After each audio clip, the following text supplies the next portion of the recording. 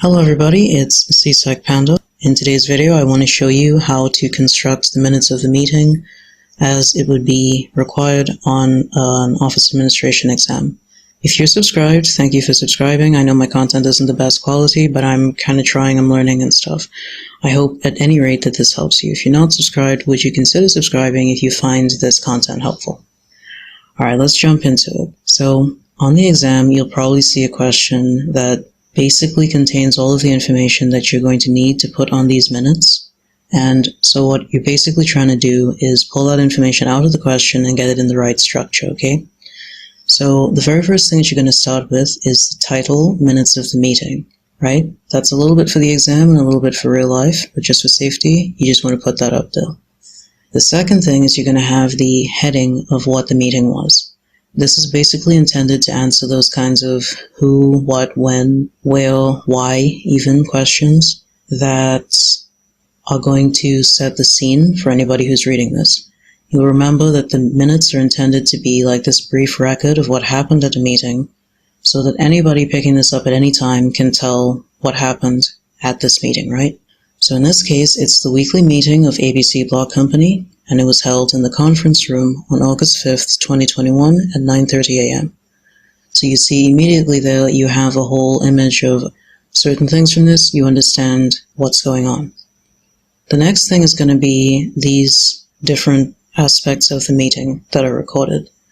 The order that these are in is important, so it's going to start with the people who are present, which is almost like roll call at school or something like that. And again, it tells the reader, well, who was there at the meeting. The next thing is going to be apologies for absence, which is basically when we read the notes from people who said, I'm sorry, but I can't be here at this meeting at this particular time, which is sent in advance, right? The next thing that happens is that the minutes of the previous meeting are read. This is kind of like on like a TV show or anime or whatever, where they show you last time on whatever the show is and they show you what happened. That's basically what the minutes reading now at this meeting is for. It recaps what we did last time, and it goes ahead to allow everybody who's at the meeting this time to kind of vote on, well, not vote, because voting is a different thing at meetings, but to agree or come to a consensus that, yeah, that's what happened last time. These are the things we said we would work on. So, yeah. And that basically closes off the meeting minutes of last time, so we can kind of file them, put them away, that type of stuff. The next issue is matters arising. That is, matters arising from the minutes of the last meeting, which basically means we take a report on all of the stuff that we said we were going to work on last time and see how far it's reached, see what updates anyone has to offer. This is basically the substance of the meeting. We want to know what steps have been taken since last time and what we should do next. That what we should do next is basically what's covered in this new business section of the meeting. People discuss, okay, let's see what we should develop on this time and what we should expect to come back with the next time we meet. Other business is literally as it sounds. It's just any other business that should be discussed while everybody's here. And then next meeting on, or next meeting date, is basically just that. We decide when the next get-together is going to be so that we know this is how much time we're giving ourselves between today and then to work on the things we said we were going to work on. So that's basically what these fields are for, and they really do need to come in this order. I mean, obviously not all of them may be there for you to use, but if they are, this is the order that it would come in. If you think about this, this is actually pretty easy to just understand. First you start with roll call, you move to apologies for whoever's absent, you reread the recap, minutes of the last meeting, you deal with whatever matters arose from that, you come to today's new business, then other business, then we wrap it up by understanding when the next meeting is going to be. So, just for your benefit, I'm going to go through these little, I filled it in a little bit just so we can understand an actual example. Alright, so this starts with Mr. Sam Stone, the chairperson. Every meeting has to have a chairperson. That's basically the person who wanted to have the meeting, so they're the leader. They have some special powers, the chairperson. We have the secretary, who will be the person who is taking the notes and basically setting up all of the little parts of the meeting, including the other documents that need to be sent out and what needs to happen after, handling those technical aspects of the meeting. The treasurer is someone who deals with the money, if money is going to be involved. It's not involved in this particular case, but I threw it in there so we could understand that. And then the other meeting members, okay? Then as you see here, we have the apologies for absence. So these are the people who should have been here, / they were invited to the meeting, but they couldn't make it. Mr. Ryan Rock and Mrs. Stephanie Stone are the people who couldn't make it this time.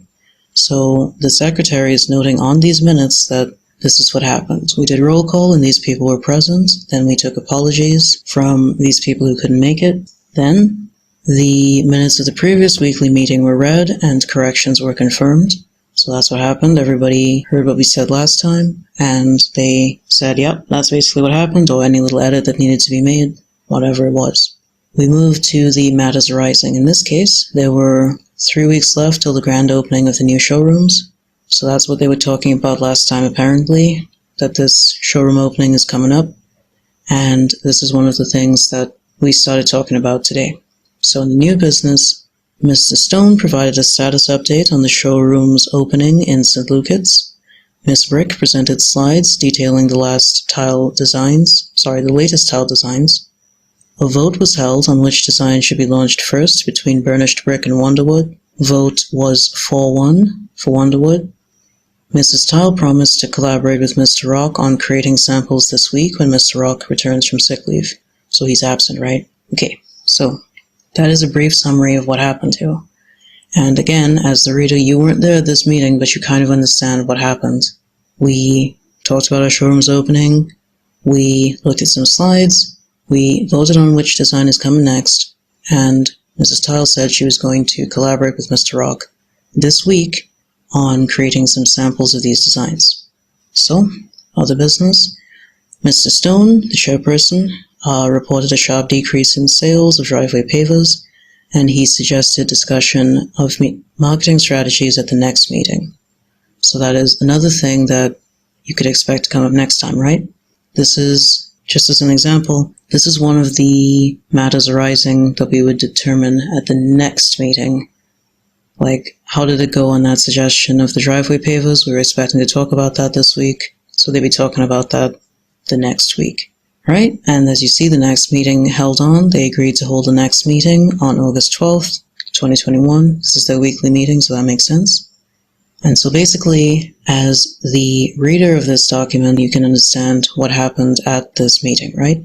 So on your exam, when you're putting together the minutes, you should basically take a minute after you get it in this logical order and you make sure that all of the information is there to understand that, okay, if someone was actually reading this, they could understand what happened at this meeting and it flows in a kind of natural progression. So that's basically all I wanted to talk about today. I hope that this has kind of made it clearer to you how you're trying to do this. It's not really a difficult thing to do once you understand, as I say, the logical progression of how this should be going, that it would be the people present first, moving through apologies for who couldn't be there, reading the recap and the matters that arose from that, dealing with the new business, moving on to any other business, and concluding with the next meeting being on whatever time. As long as the heading is in there to tell you who, what, where, when, you are good to go.